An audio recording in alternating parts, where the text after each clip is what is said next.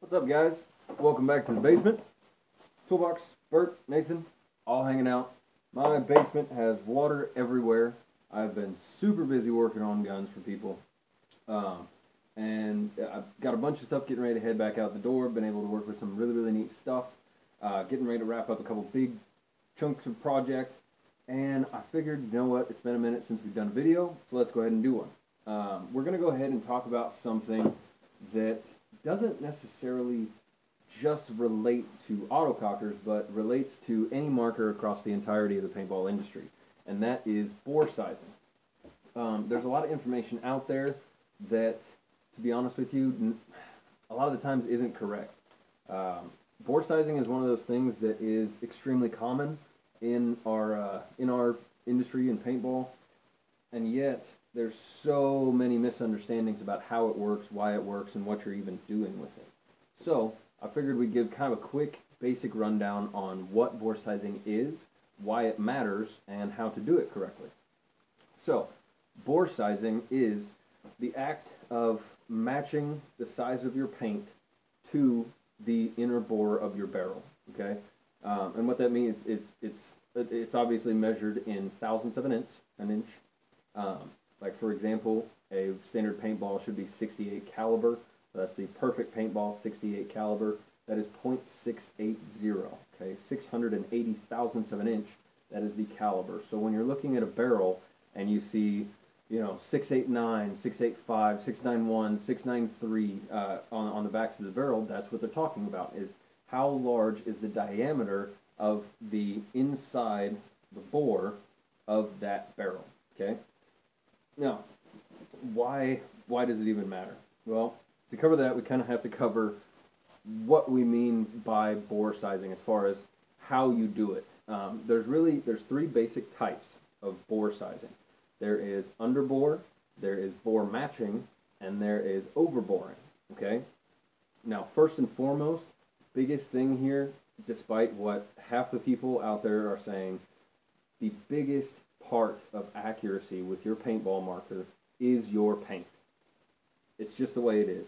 So you really, a barrel might help you a little bit, obviously. Shooting a better barrel will if you're shooting a really bad one, but the biggest thing is how good your paint is.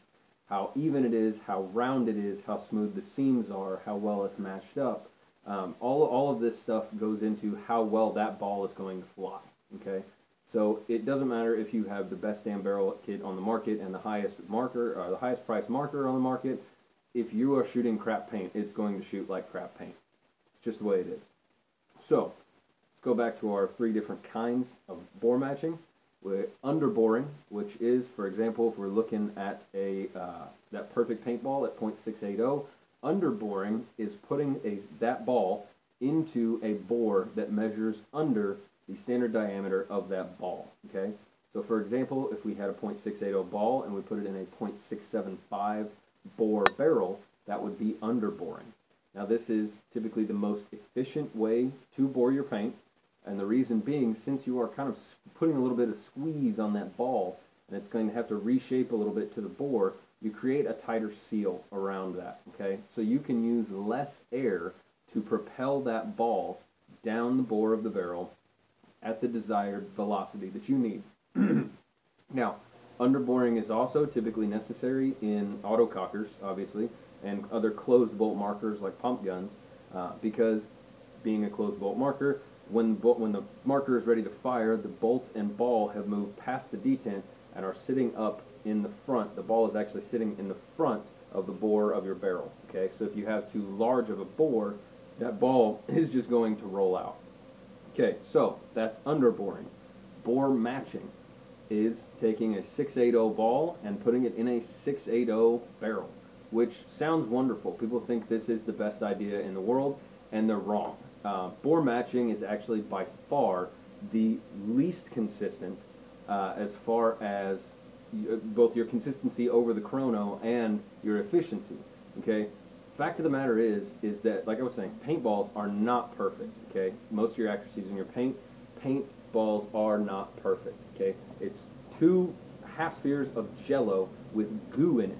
Okay, they're going to settle, they're going to dry a little sideways, the machine's going to be a little bit off, you're going to store them in properly, and they're going to dimple. All of this stuff plays into that. So each individual ball has its own flaws, okay? So you can grab one ball out of a bag of 500 and drop it in there, and it fits wonderfully. It's a perfect 680 fit. And then the next 5 balls may be completely different. They're going to have a dimple and an edge that's not sealed correctly, or it's going to be a little egg-shaped. Every one of those flaws that come into each individual ball are then going to be exploited by the bore of that barrel, okay? Because you have it's creating the occasional space for the air to slip by wherever that flaw is. So what that does, one, lets a little more or a little less air out every single shot, so your FPS is much less consistent. And two, it is going to also probably have some detrimental effects on your accuracy, because you are letting air slip by at different areas on every different ball. Now obviously, again, biggest factor in accuracy is your paint. But that's bore matching, which is, like I said, by far the least recommended way to shoot paint.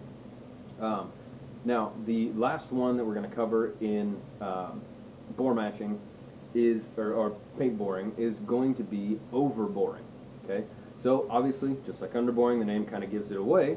You're going to take a 680 ball and you're going to put it in, say, a 685 or a 689 or whatever. Any bore that's larger than what your ball measures out at is overboring.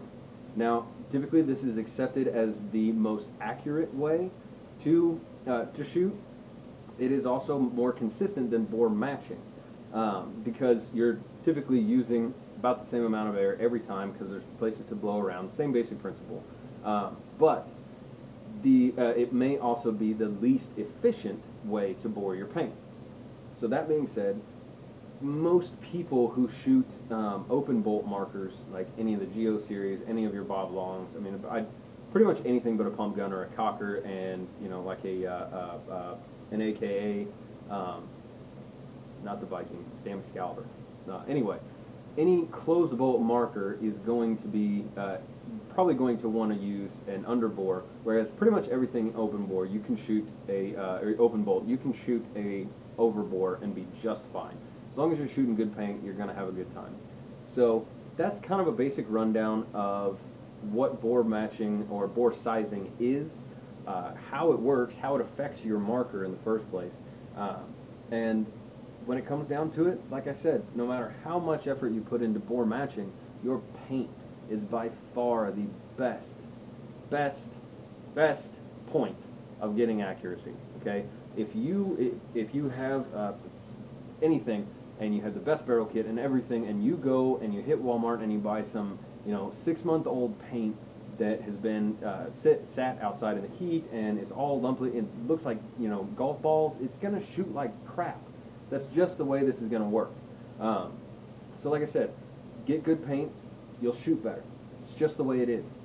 So when you go to your field or something, check it out. Check out, see how they're storing their paint, see how they are treating everything, making sure that it's taken care of and in a climate-controlled environment, and hopefully they have a good rotation of paint. Fresher paint obviously has less of a chance to sit around and get all lumpy. So check the paint out before you shoot it, and that's pretty well where I think we're going to cut it for this evening. So there you go. There's paint boring for you. It's not really as complex as a lot of people make it sound, but hopefully it helps somebody kind of understand it a little better. So we'll talk to you guys next time. Bye.